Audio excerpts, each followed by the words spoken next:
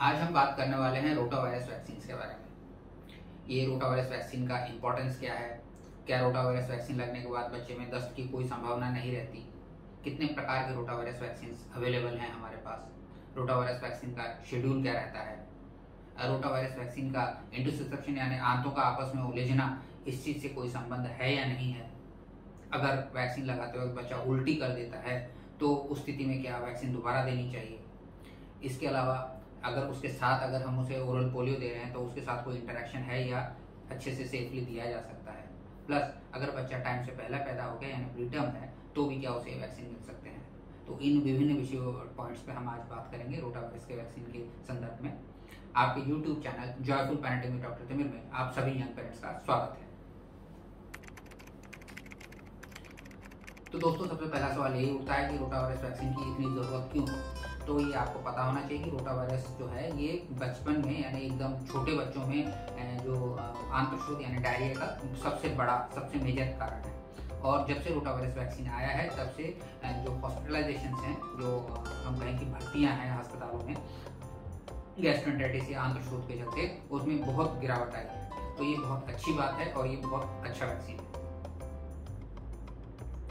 अगला सवाल ये उठता है तो क्या अगर हमने रोटावायरस वैक्सीन ले लिया है तो अब हमारे बच्चे को दस्त नहीं होंगे। तो दोस्तों, इसका आंसर है कि अब भी दस्त हो सकते हैं। रोटावायरस सबसे प्रमुख कारण है गैस्ट्रोएंटेरिटिस या आंत्रशोथ का, लेकिन इसके अलावा भी अन्य कारण होते हैं। तो किसी बैक्टीरिया या दूसरे वायरसेस से भी डायरिया हो सकता है, तो उस संभावना को भी आप ध्यान में रखें। लेकिन रोटावायरस देने के बाद लार्जली बच्चा प्रोटेक्टेड हो जाता है, पूरे तौर पर नहीं तो भी कम से कम रोटावायरस डायरिया से तो प्रोटेक्टेड हो ही जाता है। तो कितने प्रकार के रोटावायरस वैक्सीन अवेलेबल है हमारे पास। तो दोस्तों, हम जो रोटावायरस वैक्सीन है उनको दो कैटेगरी में बांट सकते हैं। एक है मोनोवैलेंट और दूसरा है पॉलीवैलेंट। ये दो प्रकार के वैक्सीन हमारे पास अवेलेबल है। शेड्यूल क्या रहता है इन वैक्सीन का। तो जो मोनोवैलेंट वैक्सीन है उसके 2 डोज लगाए जाते हैं। पहला डोज 6 हफ्ते पे और दूसरा डोज 10 या 14 हफ्ते पे लगाया जाता है। और वहीं जो पॉलीवैलेंट वैक्सीन है उसके 3 डोज लगाए जाते हैं, यानी 6 हफ्ता, 10 हफ्ता और 14 हफ्ते पे 3 डोजेस इस तरह से लगाए जाते हैं। दोस्तों, पहले ये आशंका जताई जाती थी कि रोटावायरस वैक्सीन के चलते इंटरसेप्शन यानी आंतों का आपस में उलझना, ये एक स्थिति पैदा हो जाती है। तो दोस्तों, ऐसा पहले देखा गया था, खासकर अगर रोटावायरस वैक्सीन बहुत लेट दी जाती थी तो भी देखा गया था। लेकिन अभी जो प्रिपरेशन आ रहे हैं, जो नए प्रिपरेशन है, बेहतर प्रिपरेशन है, इसमें इस चीज़ की संभावना नहीं के बराबर हो गई है। और खासकर अगर रोटावायरस वैक्सीन को उसके शेड्यूल के हिसाब से दिया जाए, देर करके ना दिया जाए, 6 महीने के अंदर अंदर सब खत्म कर दिया जाए, तो ये इंटरसेप्शन की संभावना नहीं के बराबर होती है। इंटरसेप्शन मोस्टली 9वें 10वें महीने के बाद ही दिखने को मिलता है। इसलिए अगर आप शेड्यूल फॉलो कर रहे हैं तो आपको इंटरसेप्शन यानी आंतों के आपस में उलझने के बारे में कुछ भी सोचने की जरूरत नहीं है। कई बार ऐसा होता है दोस्तों कि जब हम बच्चे को रोटावायरस का टीका जो है मुंह से देते हैं, उसकी दवाई पिलाते हैं, तो उस वक्त या तो बच्चा थूक देता है या कई बार उल्टी कर देता है। तो माँ बाप ये पूछते हैं कि क्या हमें इसे दोबारा भी देना चाहिए। तो दोस्तों, जैसा कि मैंने बोला, आपको 2 किस्म के वैक्सीन होते हैं। अगर मोनोवैलेंट वैक्सीन आप यूज़ करें जिसमें सिर्फ 2 खुराक होती है, तो उसमें अगर बच्चा उल्टी कर देता है तो आपको डेफिनेटली उसको वही दोबारा देना चाहिए।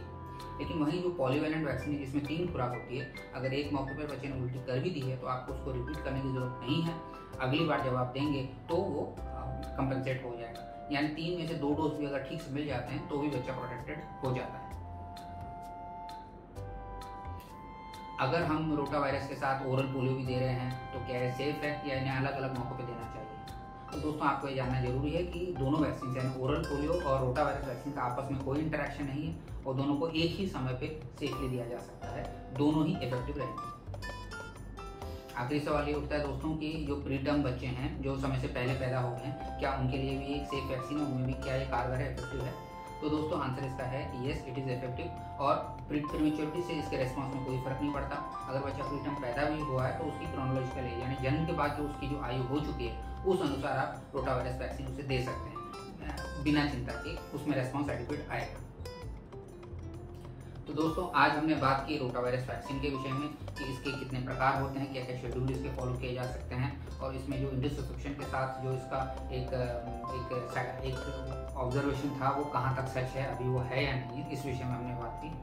मैं उम्मीद करता हूँ ये जानकारी आपके काम आई होगी। इसके बाद हम बात करेंगे फ्लू वैक्सीन के विषय में। वीडियो को देखने के लिए आप सबका धन्यवाद।